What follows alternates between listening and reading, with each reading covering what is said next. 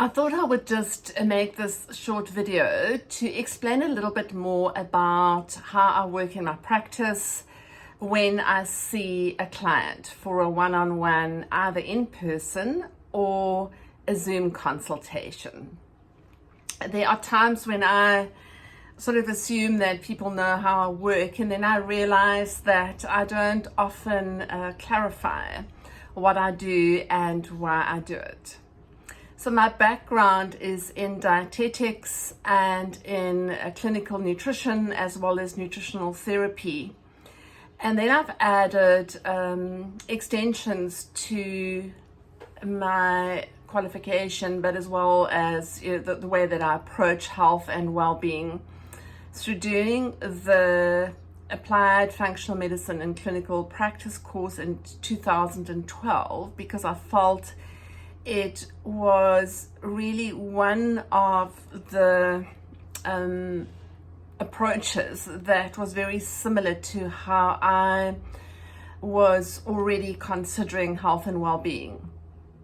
Based on just my curiosity, after doing very clinical training, I felt that I wanted to get a better understanding of health and nutritional therapy, not just in a hospital setting.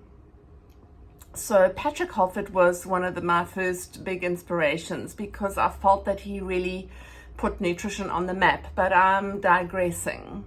It was just those were the kinds of influences that helped me to establish a different way of working as a dietitian, and I think today I prefer to say that I do nutritional therapy.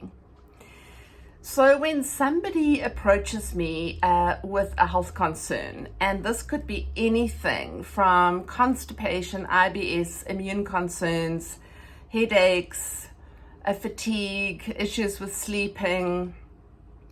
I've over the years seen many people with chronic sinusitis, which is not something that a dietitian would normally see in her practice, but because it is so affected by the diet and the gut health, it's something that really responds well. I've also seen many women with hormonal concerns. I've seen people with immune concerns, thyroid concerns, mild to moderate depression, but even severe depression. Although I don't work with it on my own, I would prefer to collaborate with another specialist.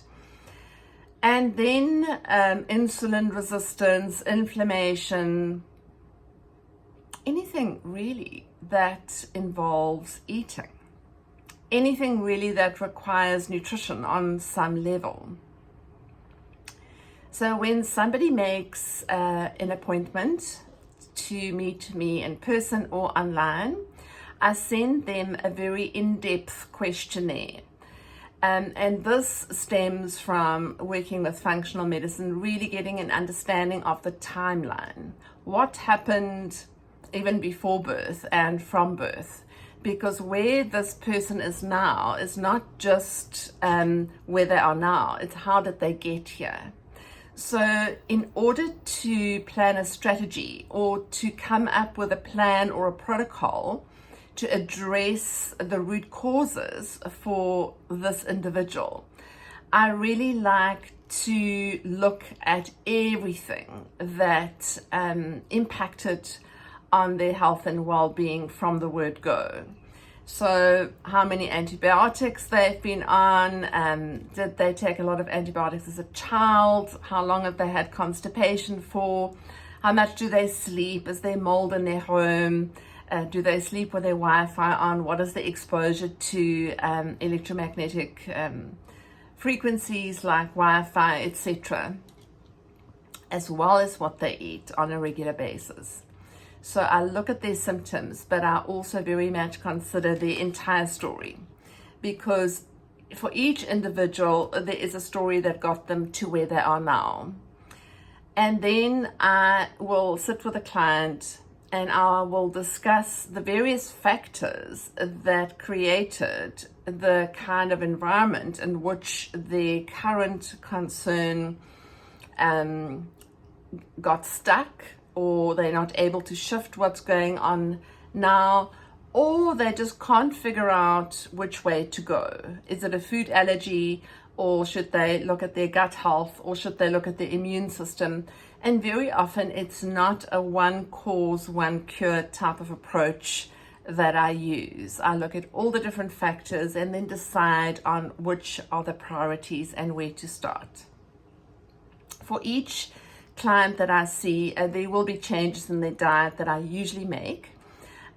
Typically getting them off gluten, sometimes also off dairy initially, very much recommending the more low carb approach, especially if there's inflammation and insulin resistance and some weight that they can't seem to shift. But the gluten-free approach really suits everybody, in my opinion.